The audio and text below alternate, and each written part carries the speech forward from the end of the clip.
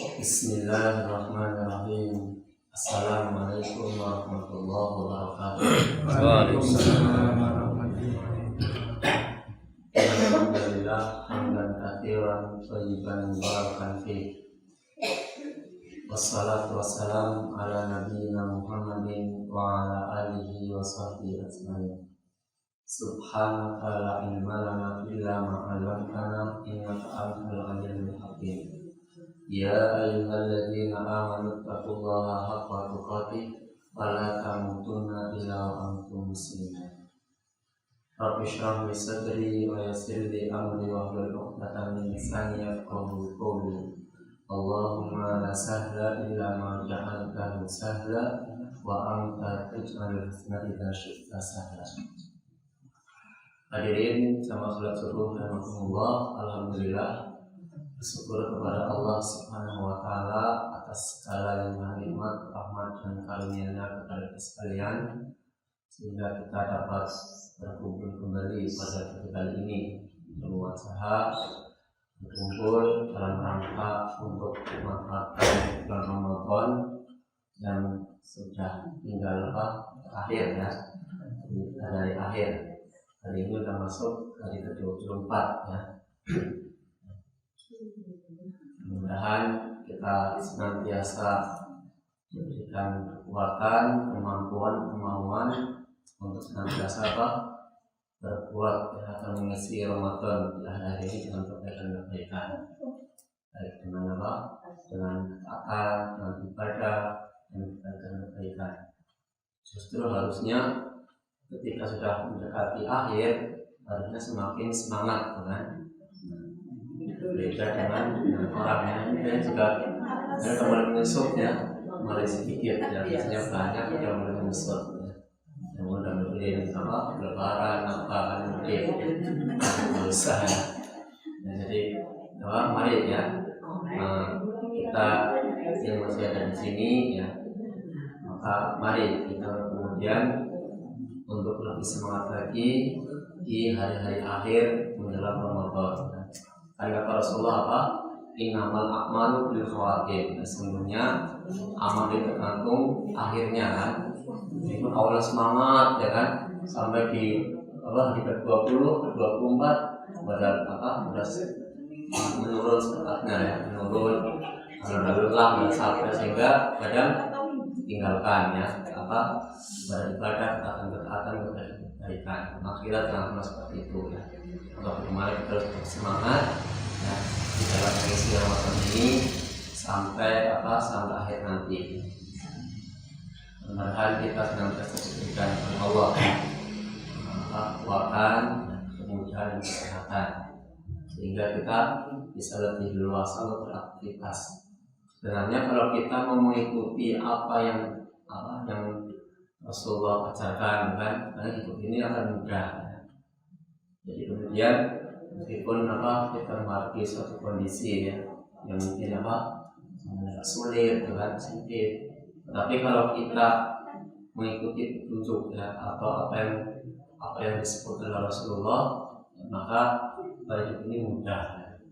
Contohnya adalah sebagaimana Rasulullah menyebutkan ya, man asbaha minkum mu'afan fi jasadi ya, atau dalam lain amin bisirbi ya. Barang siapa yang di pagi hari ya, kalian dalam kondisi aman kan, dan keamanan kan sesuatu yang mahal ya, sesuatu yang yang harus kita syukuri ya. Kita telah lama mendapatkan keamanan kan, berbeda dengan mungkin sekarang lagi ramai kan di negara-negara lain ya, di konflik Rusia Ukraina itu kan, itu kan terancam terus gitu kan, kota-kotanya bisa hancur gitu, gara-gara adanya suatu konflik gitu. Makanya kita bersyukur kepada Allah masih diberikan keamanan ya, keamanan, kemudian negeri yang yang indah gitu kan, kemudian banyak pepohonan ya, dibanding dengan yang lain. Makanya kadang orang itu merasa bersyukur hidup di Indonesia itu kalau udah pernah ke negara lain kan, katanya seperti itu. Jadi orang bisa merasakan syukurnya di Indonesia kan. Karena kalau di negara lain kan gitu kan, kalau lagi suasana panas banget kan, adapun kalau ada angin pun, kalau kita kan panas ada angin lagi mikir di ini kan silir-silir kan. Kalau di sana enggak ya, jauh lagi di daerah Timur Tengah itu anginnya angin panas tuh kan. Jadi ya enggak ada apinya, kita di pinggir di leduk dengan air angin panas mending tetap di dalam rumah. Kalau musim dingin banget kan, kita kan sini dingin ya, dengan catatan udah mending gitu kan, dari di sana. Dan Indonesia ini kan luar biasa ya. Jadi negara kesatuan Indonesia ini kan lebih luas banget kan. Makanya itu kalau di kita ini satu negara di Eropa satu benua katanya itu kan. Jadi dari Rusia kemana itu sama dengan dari Sabang sampai Merauke, luar biasa. Jadi yang pertama ya, kita menjadi 5 aman, maka harus kita syukuri ya, dan isi dengan kebaikan, dengan kemudian banyak berbuat amal soleh. Dari ini cuma melahirkan fitnah, kan? Makanya Nabi menganjurkan badilul amal ya, hasad fitnah yang bernilai lima. Segeralah beramal soleh sebelum datangnya fitnah ya. Fitnah itu seperti gelapnya malam ya, potongan kegelapan malam. Jadi ada orang yang beriman, caranya adalah kafir ya, atau caranya beriman adalah kafir karena itu ya, karena fitnah yang terjadi di akhir zaman ini. Kemudian mu'afan fi jasadi ya, dan sehat badannya, badannya sehat, kita syukuri ya. Karena kesehatan merupakan suatu hal yang mahal sehingga menjadi harta yang kedua setelah iman yang termahal kan, kesehatan. Makanya kita syukuri kan, meskipun dengan kondisi seadanya ya, mungkin kita ketika makan tidak seenak orang-orang yang lain kan, mungkin hanya setiap makannya sate ya, sambal tempe atau sambal terong kan ya.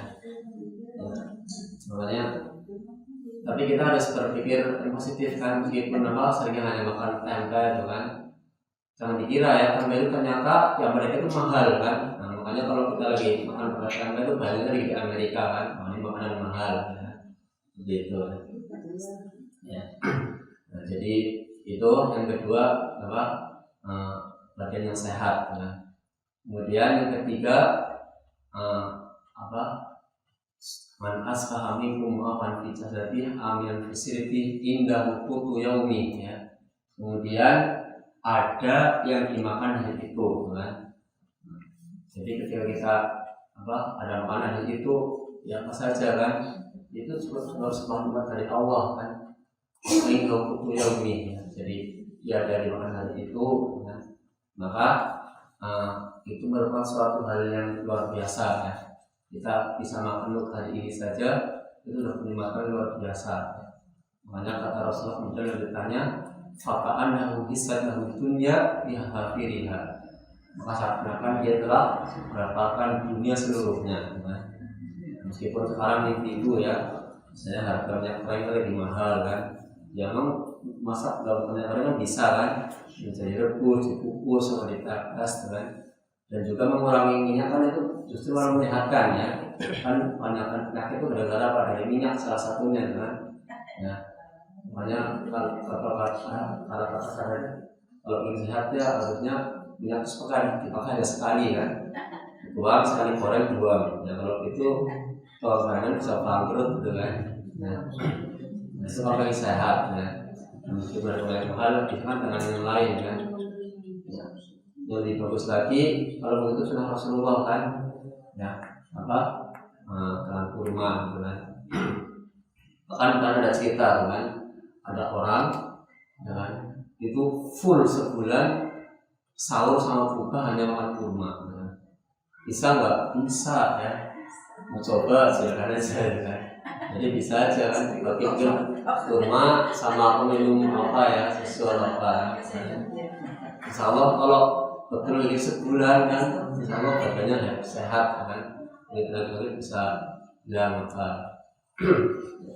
itulah apa yang harus kita syukuri ya dari apa yang Allah berikan kepada kita dengan apapun kondisinya. Sama sekalian, pada kesempatan pagi ini kita akan coba membahas ya. Jadi kita isi Ramadan ini dengan kita mengkaji ayat Allah. Hari ini kita akan coba membahas tentang firman Allah dalam surat Al-Insan ya.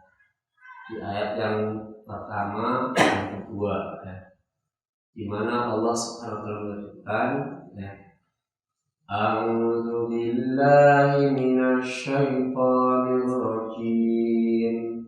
Bismillahirrahmanirrahim. Hal ata 'alal insani hinun minad dahri lam yakun syai'an madhkura. Inna khalaqnal insana min nutfatin amsyajin nabtalihi faja'alnahu sami'an basira. Di sini Allah kemudian menyebutkan ya, bertanya kan, bukankah telah datang ya atas manusia satu waktu dari masa dan dia ketika itu belum merupakan sesuatu yang dapat disebut kan? Jadi ketika belum ada kan, kemudian Allah adakan, maka baru bisa disebut kan? Maka sesuatu yang tidak ada dan Allah belum adakan kan nggak bisa disebut kan? Meskipun sekarang contohnya apa? Misalnya malaikat kan, meskipun kita tidak bisa lihat karena Allah sudah nyebut pasti ada kan? Nah kalau sesuatu yang Allah belum ciptakan kan, maka belum ada, baru ketika Allah mengadakan maka baru bisa disebut. Makanya ini merupakan harus kita syukuri kan, yang Allah kemudian telah menjadikan kita sebagai manusia kan, sebagai fi ahsani taqwim ya. Jadi makhluk dalam bentuk yang sebaik-baiknya ya, harus bersyukuri. Kemudian yang kedua, inna khalaqnal insana min nutfatin amsyad. Sesungguhnya kami telah menciptakan manusia dari setetes min nutfatin amsyad ya, dari setetes mani bercampur ya. Gitu. Jadi fitrah dari kehidupan manusia itu kan. Ya, tentunya kayak kemarin kan pasti mulut ketemu baut kan baru bisa menghasilkan kan. Karena kalau orang pada melegalkan LGBT itu kan yang sama jenis itu kan udah merusak banget kan. Itu jelas kehidupan yang jelas dalam fitrah gitu kan. Orang hewan aja nggak mau seperti itu, kok manusia ada seperti itu gitu kan. Makanya benar ya Allah menyebutkan ya, kalau orang kemudian dia tidak mau menggunakan akalnya gitu kan untuk memahami ayat Allah kan, menggunakan penglihatannya untuk melihat ayat Allah, pendengarannya untuk mendengar ayat Allah, sehingga gitu ya dia balhum adol ya, dia lebih sesat daripada binatang. Baik, jadi kemudian nabtalihi ya, yang kami akan mengujinya. Jadi kita diciptakan oleh Allah di dunia ini adalah untuk ujian. Ujiannya apa? Ya ujiannya ya bukan seperti ujian umumnya kan, mungkin yang kelaparan, kemudian kekurangan harta apa. Tadi saya sebutkan ujiannya adalah dengan perintah dan larangan. Ya. Jadi kita dalam kehidupan kita ya kan itu 24 jam itu kita diuji oleh Allah dengan perintah dan larangan apapun bentuknya ya kan. Dari mulai yang sepele, yang kecil sampai yang besar kita akan diuji oleh Allah ya dengan perintah dan larangan. Karena itu kami jadikan ia mendengar dan melihat kan. Allah jadikan manusia bisa mendengar, bisa melihat ya kan, untuk kemudian bisa menjalankan ya apa yang Allah perintahkan, Allah larang. Makanya kan kita tuh di dunia ini sebagai apa, ujian tadi, dapat ada larangan. Makanya hai manusia kan, ini perintah kamu kerjakan, ini larangan kamu tinggalkan. Kan banyak ya, banyak apa perintah Allah perintahkan kepada kita, dan larangan yang tidak dilarang untuk tidak melakukannya. Karena perintah, ya nanti kan kemudian dalam fikihnya nanti ada macam-macam kan. Ada yang kemudian perintah itu hukumnya wajib ya. Wajib pun ada dua ya, fardu kifayah dan fardu ain ya. Fardu kifayah kan kelompok ya. Kalau ada sholat seperti misalnya sholat jenazah kan, kalau di suatu kampung ada yang meninggal, nggak ada yang menyolati satu pun, maka dosa semuanya kan. Tapi kalau ada sebagian yang sudah menyolatkan, yang lain gugur kan. Gitu. Kalau fardu ain banyak kan, sholat kan fardu ain ya, wajib bagi individu. Kemudian termasuk juga ilmu kan, kita mempelajari agama Islam ini kan, nah, itu juga termasuk kewajiban ya, sehingga kita tahu mana yang diperintahkan Allah dan mana yang dilarang. Karena banyak orang itu apa? Karena nggak mau belajar ya, karena kemudian nggak mau belajar agama Islam ini, sehingga kadang mereka nggak tahu kan mana perintah dan mana larangan.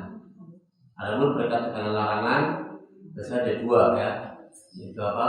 Kalau makruh itu biasanya haram kan. Kalau makruh itu pun dibenci kan, meskipun kita nggak mendapat dosa, tapi itu kan dibenci makruh kan. Kalau kemudian yang haram jelas ya, tidak haram mengakibatkan dosa.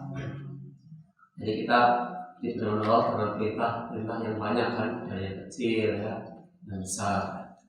Bahkan apa sampai dalam hal memakai sendal pun kan, tapi kesarahan kan, ya itu kan sama saja dengan Allah kita diperintahkan. Idza inta'al ahadukum falyabda biyaminihi kan. Apabila kalian pakai sendal, maka pakailah apa kanan dengan yang kanan dulu. Wa idza nasa'a falyabda bishimali. Ketika melepas maka dengan yang kiri ya. Meskipun itu nggak wajib, tapi itu perintah tuh kan. Dan kalau kita menjalankan tentunya dapat pahala ya. Walaupun enggak ya, itu kan sebagai adab aja itu kan. Kalau sudah wajib jelas ya, nanti itu hukumnya bisa berat. Orang-orang yang kemudian meninggalkan yang wajib, nah maka itu hukumnya berat. Hanya kita bagaimana ya untuk terus memenuhi apa panggilan Allah berkaitan dengan hal yang diwajibkan, sehingga tidak terhindar dari rasa hukuman ketika tidak menjalankan perintah. Kemudian masih banyak lagi kan perintah-perintah yang lain ya, seperti apa dalam surat Al-Maidah ya, ya ayyuhalladzina amanu idza qumtum ila shalah kan, faghsilu wujuhakum. Jadi apa, wahai orang beriman, apabila kalian hendak sholat maka wudu kan. Ya, kemudian wudu hukumnya apa nih wudu kan? Hukumnya apa bu wudu? Ya, yaitu hukum asalnya sunnah kan. Jadi wajibnya ketika akan sholat kan disebutkan kan idza qumtum ila shalah, bila kalian akan mendirikan sholat faghsilu wujuhakum wa aydiyakum ilal marafiq kan. Jadi apa? Supaya berwudu. Jadi ayatnya kan enggak ya ayyuhalladzina amanu apa faghsilu wujuhakum kan. Orang beriman apa basuhlah mukamu, kemudian tangan sampai siku ya, mengusap kepala, kemudian masuk sampai mata kaki. Kalau budaya seperti itu, berarti kita 24 jam harus dalam kondisi wudu. Kira-kira berat nggak? Ya, berat banget ya. Makanya kan di sini wajibnya apa? Ketika akan sholat saja, kan? Ketika sholat, ya maka wajib bersuci, yaitu berwudu ya. Karena sholat tidak sah kecuali dengan bersuci. Dan masih banyak lagi perintah-perintah yang lainnya. Jadi kita telah banyak diberikan pelajaran Allah dengan. Jadi dengan apa? Kita bisa melihat, kita bisa mendengar kan. Jadi banyak sehingga kita bisa menyaksikan ya, melihat apa atau bisa melaksanakan perintah Allah. Karena ada kadang perintah-perintah Allah yang kemudian oleh Rasulullah disampaikan ya. Kadang orang udah paham gitu kan, kadang butuh contoh gitu kan. Nah makanya kan Islam ini udah itu lengkap gitu kan, lengkap teorinya, kemudian dicontohkan oleh Rasulullah secara utuh gitu kan, sehingga kan sempurna gitu kan. Coba kalau nggak ada percontohan ya, nggak ada role modelnya kan kita bingung kan, disuruh apa gimana ya gitu kan. Seperti sholat gitu kan, sholat kan di situ diberitakan hanya supaya sholat kan. Nah kalau kita nggak diterangkan oleh Rasulullah kan bingung gitu, kita gimana di sholatnya gitu kan. Jangan kayak orang-orang yang mereka itu terkena subhat tuh kan. Kadang ada orang yang berpahaman yang penting sholat kan artinya doa ingat tuh kan. Sehingga udah ingat udah sholat, itu kan udah menyimpang kan. Padahal sebenarnya bukan seperti itu kan. Jadi sholat ada tata caranya. Makanya Nabi kemudian bersabda kan, "Shollu kama ra'aitumuni usolli." Sholatlah kalian bagaimana melihat aku sholat.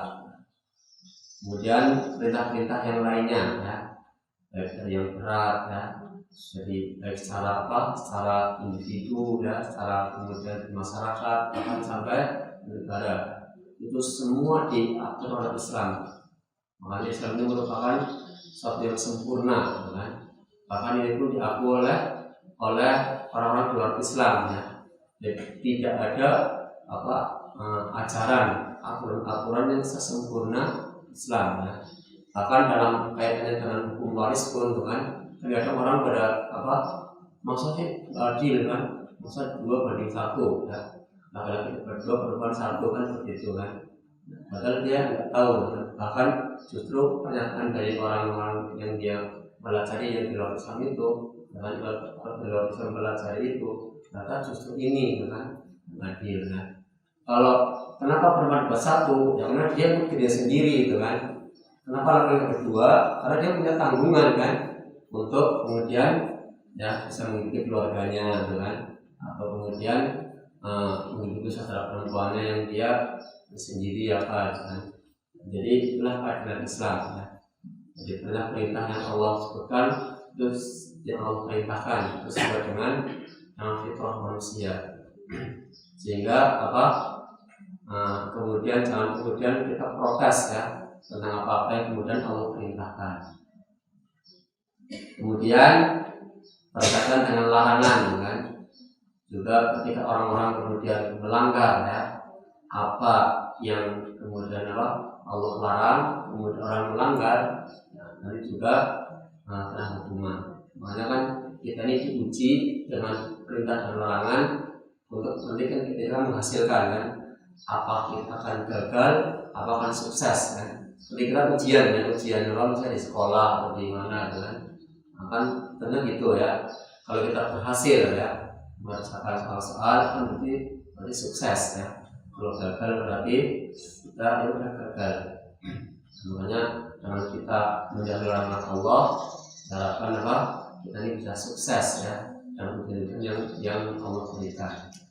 Karena orang-orang yang dia melanggar larangan Allah itu biasanya akibatnya luar biasa kan. Meskipun kadang mungkin belum secara langsung ya kan, tapi kadang dari dalam jiwanya itu udah merasakan ya akibat dosa, sehingga kemudian dia berat untuk berbuat kebaikan, ketaatan. Dan larangan ini kan kita banyak contoh gitu kan, bagaimana orang melanggar larangan Allah ya, mulai dari orang terdahulu ya. Dan kemudian Allah mengasih kepada mereka. Jangankan orang-orang biasa kan, bahkan sampai sekelas Nabi pun, jangan ketika mereka berbuat melanggar larangan Allah, Allah kan hukumnya berat kan. Contoh seperti Nabi Adam ya, ketika Allah dilarang wala taqrabu di syajarah kan, janganlah kamu mendekati pohon ini kan. Suatu cara godaan setan, Nabi Adam mendekati pohon, bahkan buahnya dimakan kan. Hanya hukuman dari Allah ya, kemudian diturunkan ke bumi gitu kan. Dari surga enak-enak turun di bumi ya. Meskipun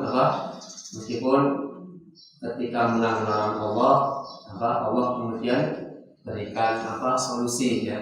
Itu kemudian orang yang dia Allah kan tentunya murka ya kalau larangannya dilanggar, maka untuk segera kembali kepada Allah itu bertobat. Makanya Adam kan juga ketika itu Nabi Adam bingung kan, ketika turun ke bumi kemudian bagaimana cara kepada Allah. Kemudian Allah ajarkan kan, fatalah Adam mirabbihi kalimatin fataba alaihi ya. Allah kemudian berikan kepada Nabi Adam kalimat-kalimat bagaimana cara kembali kepada Allah bertobat. Makanya kemudian Nabi Adam berdoa ya, doa yang sering dibaca kan, kita Rabbana zalamna anfusana wa illam taghfir lana wa tarhamna lanakunanna minal khasirin. Kemudian kisahnya siapa lagi? Nun ya, siapa Nabi Yunus kan, ketika dia marah meninggalkan kaumnya dengan ada sesuatu yang keliru dengan akhirnya Allah ditimpakan dimakan ikan yang besar kan, sehingga dia terkurung ya dalam kegelapan di dalam ikan, di dalam laut dan di malam ya, kegelapan malam. Kemudian sehingga ketika dia sadar atas kesalahannya, kemudian doanya bukan minta sama Allah dikeluarkan kan, tapi kemudian agungan Allah, kemudian mengakui kezaliman dirinya kan. La ilaha illa anta subhanaka inni kuntu minadz zalimin kan. Nah, dalam Nabi Yunus kemudian berdoa seperti itu, akhirnya Allah selamatkan ya, kemudian dimuntahkan ikan itu di pinggir laut kan. Kemudian itu pula siapa lagi? Nabi Musa kan. Nabi Musa yang dia nggak sengaja melerai kan, karena dari kaumnya sama dari kaum musuh itu lagi bertikai kan, itu membela, dia cuma dipukul kan, mati kan. Jadi Musa kuat banget kan. Jangankan manusia biasa kan, sampai malaikat pun sama Nabi Musa dipukul kan. Dalam hadis yang malaikat datang dari Musa kan, kalau dari nyawanya malah manusia dipukul ya sampai matanya rusak kan. Ada yang seperti tangannya. Kemudian Nabi Musa menyadari atas kesalahannya, kemudian berdoa kan, Rabbi ini dalam tu nafsi ya faghfirli. Itu. Jadi maka bagaimana tentunya ya selama hidup ini tentu kita sengaja tidak sengaja ya banyak kemudian melanggar larangan Allah. Makanya itu fungsinya kita setiap hari itu untuk kemudian bertobat kan, astagfirullah wa atubu ilaih ya. Dalam sehari 100 kali Rasul mengajarkan dengan harapan ya, kita kembali kepada Allah, kemudian diampuni dosa-dosa kita ya, dan kita diselamatkan dari akibat buruk ya, dari perbuatan yang kita laksanakan. Teman sekalian, jadi itu yang dapat kita pelajari pada kesempatan kali ini dengan intinya marilah kita untuk senantiasa untuk taat kepada Allah ya, dengan perintah, dengan larangan, sehingga nanti kita akan menjadi orang-orang yang sukses dengan sukses di dunia, sukses di akhirat ya, sehingga kita menjadi hamba-hamba yang beruntung. Baik, sampai sini dulu. Kalau mohon maaf, kita akhiri dengan membaca Subhanallahumma wa bihamdika asyhadu an la ilaha illa anta astaghfiruka wa atubu ilaik. Assalamualaikum warahmatullahi wabarakatuh. Waalaikumsalam.